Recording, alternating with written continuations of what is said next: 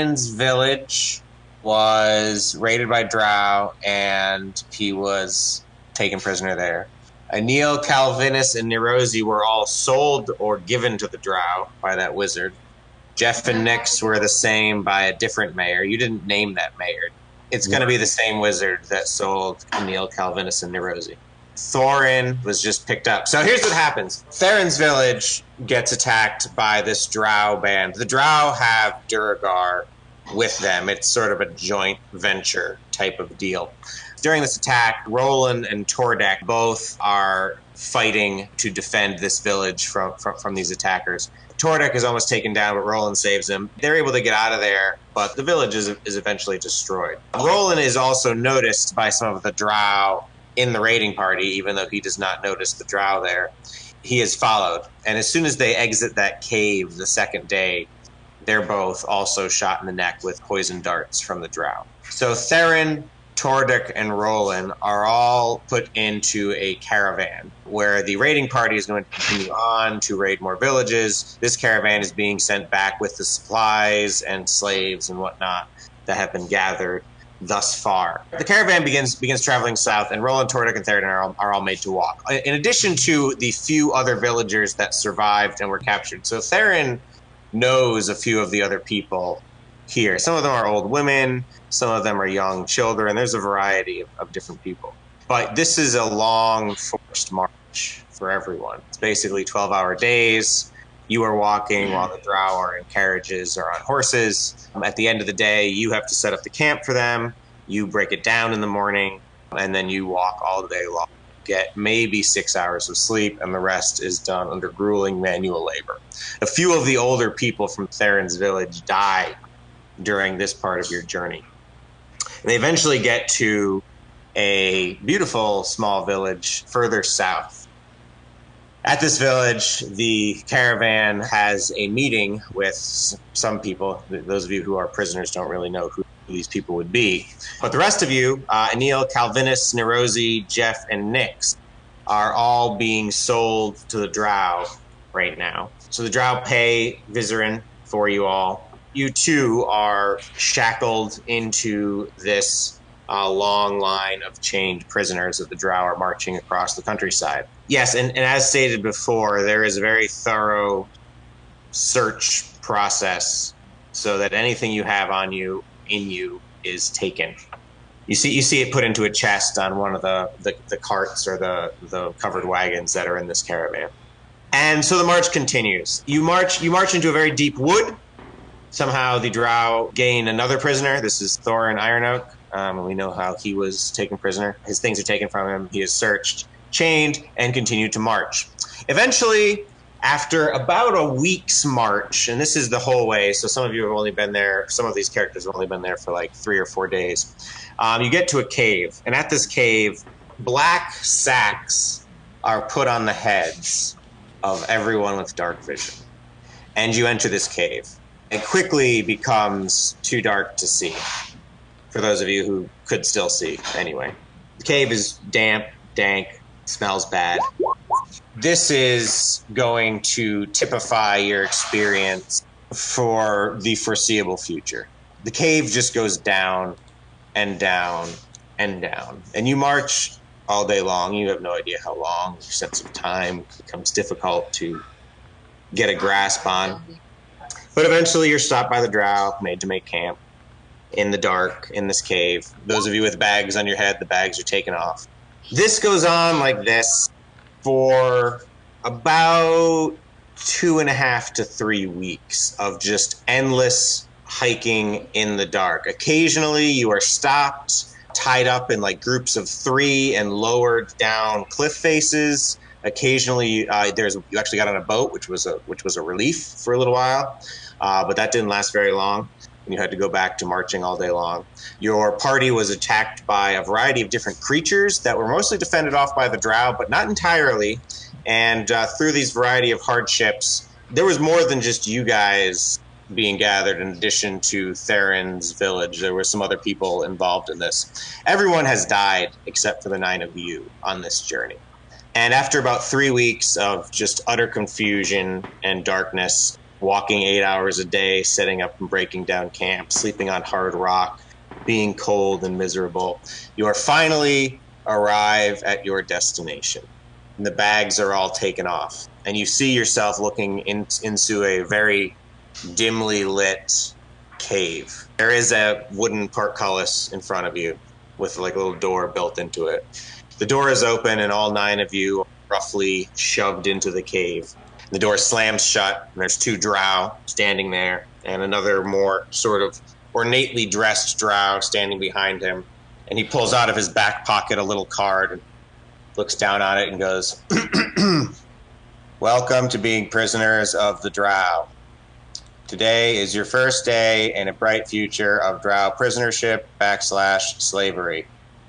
You have been chosen because you were probably sold either cheaply or taken from a village where we murdered all of your friends and family. If you have any questions, please do not ask them. This is your life now. If you die, too bad." He then sticks the card in his back pocket, turns on his heel, and begins walking across one of the rope bridges that you came across on your way here. The other 2 drow that you're with turn around, stand on either side of the door, begin to post guard. As the 9 of you turn around and look into the cave, you see there's a few other prisoners in here. Other than that, it's a roughly hewn, dank cave carved out of the bedrock in the earth. You have no idea how far into the earth you've gone, how deep you are. It's very dimly lit. There's nothing of comfort here. Along the way, each of you managed to grab something and squirrel it away somewhere. You were only searched once. So after that, you were able to hide something from these drow. Anil is unable to get anything at all of use to anyone. He's just too taken aback and frightened by the situation he's in. Jeff finds sort of in the dirt along the way a small gold coin, and the voices in his head tell him it's a gift from the faceless god, so he keeps it. Roland actually sees in one of the drow chests as it's traveling along and bumping on the ground, he sees one of a little gem fall out, and it falls right by his feet, and he's able to snatch it up. Thorin also finds a small gold coin. Hey guys, I got one too. He just wants to be part of the group. As Calvinus is traveling around, he notices that a tarantula happens to be spending a lot of time hanging out with him and traveling with him. So he befriends it and now has a little pet tarantula buddy. Yay! Hordek, as you're traveling along, one of the drow's wagons breaks and it has an iron axle on it, and it's just sort of broken. And they replace the axle and toss the other one away, not really paying much attention to it. And he notices where they toss it and is able to go grab it. And he has a small, like 1 foot long piece of rusted iron, should he need it. Theron notices that a small piece of rope falls from the drow caravan. He snatches that up and gets a 5 foot long strand of silk rope.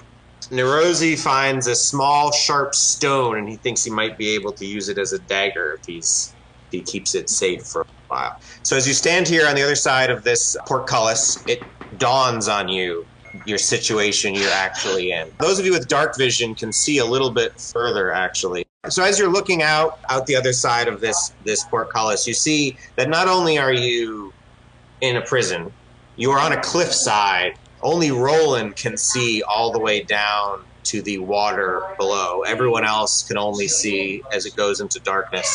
You also see that about 20 to 30 feet down below the cliff height is a huge network of spider webs, and you can actually see a couple absolutely enormous spiders crawling around on this network of webs. You can't see the opposite side of this chasm from where you stand, but you do see a little bridge that goes over to what looks like a very large stalactite that has a door and maybe some holes carved in the side for windows. It appears as though they've turned these just monstrously large natural formations into rooms.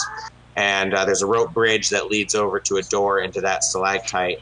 To the north, you see some stairs carved into the cliffside that go for a ways and then just sort of peter off into darkness.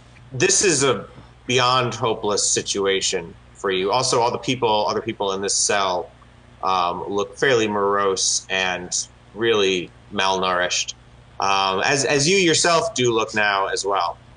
So Jeff, as he sort of walks into this room, he sort of goes hazy in the eyes and a little slack-jawed, and just every time during that whole speech that y'all were getting, he was just sort of nodding numbly and agreeing with everything. I'm in a giant grave.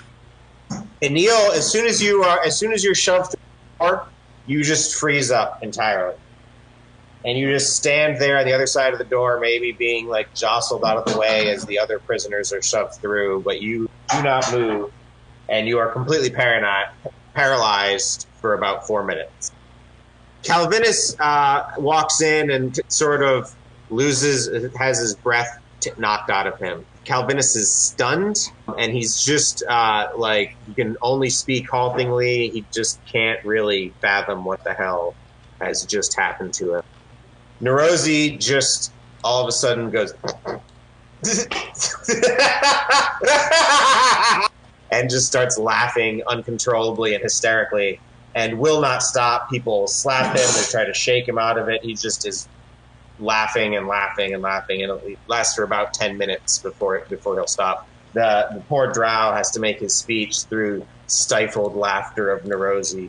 During that speech, Neurosi is shot a drow arrow to put him to sleep. Neurosi takes 3 points of piercing damage and falls unconscious. Okay. That ceases the laughing. Corolla needs to roll a D100 for me. Oh, nice. That's awesome. Critical fail. Roland, D100. That's got to be. Oh man, the chances of that. Did Roland get that stone? A gem.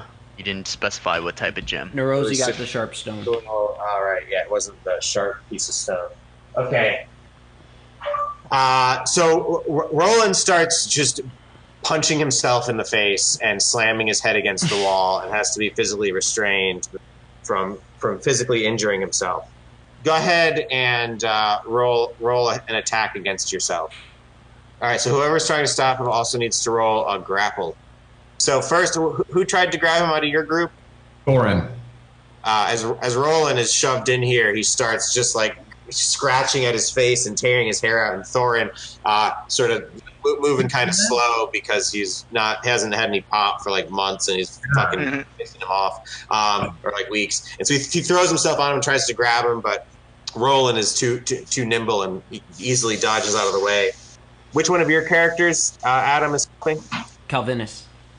And Calvinus also grabs him and just puts him in a big bear hug and is able to hold him like that and prevent him from gouging his own eyes out. Nyx would like to try and like walk over to Neurosi, the passed out one, and like try and steal whatever he's got. Nyx, you easily find this sharp stone and pull it off of him. There's also an arrow sticking in him, so I don't know if you want to take that. Not gonna mess with that. I don't want to wake him up. So she's just like, like steals the stone and kind of walks back. It's like, oh no, stop struggling, Roland. All right. And he eventually does, and everyone sort of snaps out of it after a various amount of time with some help from their friends. So you find yourself in prison. You see about 4 other creatures in here, and once the dust settles, one of them, a little man who seems to have tried to make his rags into robes of some sort. He has like wispy white hair and a long wispy white beard and blue skin. And he gets to his feet and he walks towards you with his head bowed. He says, Bupido knew you would be coming. Bupido always knows. Thorin raises his hand. Yes, Bupido answers your question. What is happening? You are a prisoner of the drow. Pido is also a prisoner of the drow. Intentionally so, because Bupido knows everything. Well, how many minutes have gone by? It's y'all just about roughly 10 since the gates closed. Okay, so we're pretty much like awake now and like somewhat. Yes. At this point, all of the freaking out and whatnot that happened, unless y'all want to show me what that's like. I'm okay with the time having gone by. Okay. Yeah. Y'all flipped your shit, and now you've sort of like reached a stasis point in this jail cell, and this little blue man has approached you and told you that he knew that you were coming. Calvinus and Neil and Nerosi are gonna go off, like over to the side of Upido a little bit, so that they're not by the other people because they don't really know or trust them. Yeah, Lupido I'm says, gonna move. no, come close and sit at Lupido's feet, and he will tell you of your future. I says, oh, okay, cool. Yes, Yes. yes. At the feet. Susceptible to that, like doing what he's told, so he just kind of goes over and go on a daze. Yes, yes. Sit at Lupido's feet. Yes. Do as you are told. Roland, I think, is still kind of trying to gather his thoughts. I think Tordik is just kind of walking back and forth, looking at this, the parapet or the bars or whatever, Hello? kind of contemplating what's going on. And I think Theron is just kind of looking off into the distance, 1,000-yard stare, not really paying attention to anything. So this portcullis is exceptionally well built. So it would be very difficult to there is a lock on the door part of it that somebody a skilled thief with the proper tools might be able to pick, but it would be a challenge even for them. And you notice it's also very well built, so someone just trying to smash it would also have a challenge and might need a couple attempts. The other thing you notice is that sort of glazed into the top of this portcullis, it looks like there is a giant eyeball, like maybe about 2 feet in diameter. Is it biological? Is it a living eyeball? It doesn't appear to be moving or anything. It just seems to be there like a decorative type of thing. All right, Tordik is gonna go back to Roland, and I'm gonna try and think. Okay, as you're doing this, Bupido keeps speaking. He says, Bupido was captured many ages ago on purpose to meet you all in this cave at this time, on this day, for this reason. And the reason is the following. You will notice Bupido's toenails are very, very long. Please clip them. Warren says, oh, okay, cool. I mean, I can get like a rock and just smash them. Bupido has tried rocks. You will have to use your teeth. The three crack up. The three friends crack up. This is a very serious matter for Bupido. Do you see how long the toenails have become? Bupido knows that you will clip his toenails for him. Please, clip. I think Theron turns around and is like, "Why are you humoring this f***ing old man? We need to find a way out of this place. These fucking drow need to die."